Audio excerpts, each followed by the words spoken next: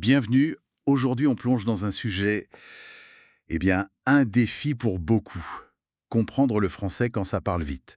On va regarder de près une ressource Easy French, épisode 75, pour voir un peu quelle stratégie elle propose. L'idée, c'est de pouvoir suivre une conversation normale, fluide, sans être complètement perdu. Ah oui, c'est un cap important hein, pour ceux qui apprennent. La vitesse, les liaisons, le langage un peu familier parfois, ça peut vraiment déstabiliser au début. Mais bon, heureusement, comme le montre cette source, il y a des moyens d'y arriver. Alors voyons voir ce qu'ils nous disent. Justement, pourquoi c'est si compliqué? La ressource pointe plusieurs raisons. Bon, la vitesse, évidemment, mais aussi les liaisons, ces sons qui connectent les mots. C'est vrai que ça change tout. Et puis, les contractions. Je suis, t'sais, et le langage informel.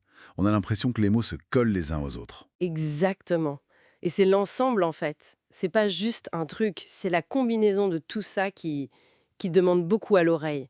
Et si on ajoute la variété des accents, et puis le fait qu'il faut capter le contexte pour bien piger, on n'est plus dans une écoute simple là. C'est vraiment un décodage actif presque en temps réel. Oui, on voit bien le défi.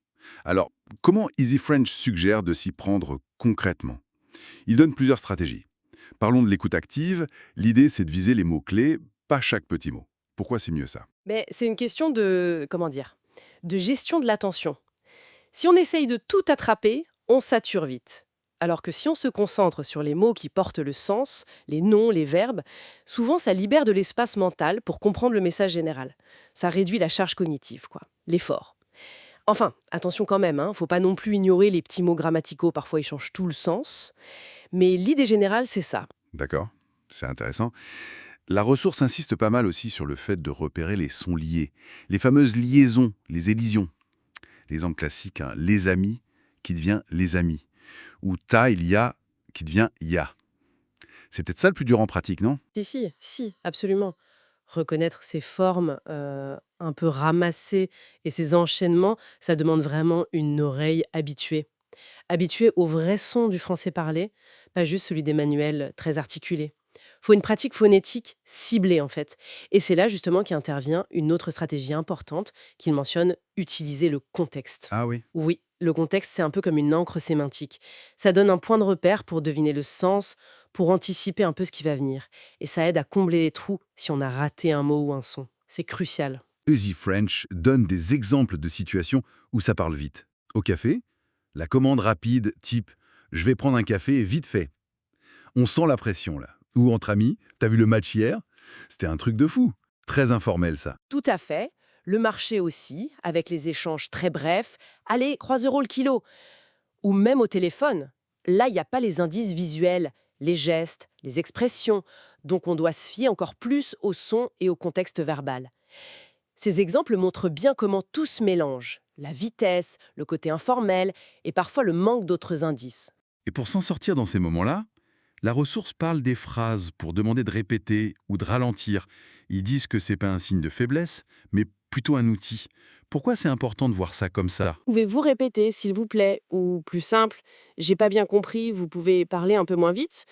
Ou même, ça veut dire quoi tel mot? Ça coupe pas la conversation, au contraire. Ça montre qu'on est investi, qu'on veut vraiment comprendre. Ce sont des outils pour maintenir le dialogue, éviter les quiproquos. C'est actif comme démarche. Logique, oui. Et pour s'entraîner tous les jours, Easy French donne des pistes. Écouter des choses courtes, des podcasts, des extraits de films. Utiliser les sous-titres en français, c'est une bonne idée ça, pour lier le son et l'écrit. Et même répéter des phrases qu'on entend. Oui, ce sont d'excellentes habitudes pour habituer l'oreille, petit à petit. La répétition, par exemple, ça aide à intégrer la musique de la langue, le rythme, y compris ces fameuses contractions et liaisons dont on parlait. C'est un travail de fond, mais chaque écoute compte. Bon, alors, si on devait résumer l'essentiel de cette discussion, comprendre le français rapide, c'est pas un don du ciel, quoi.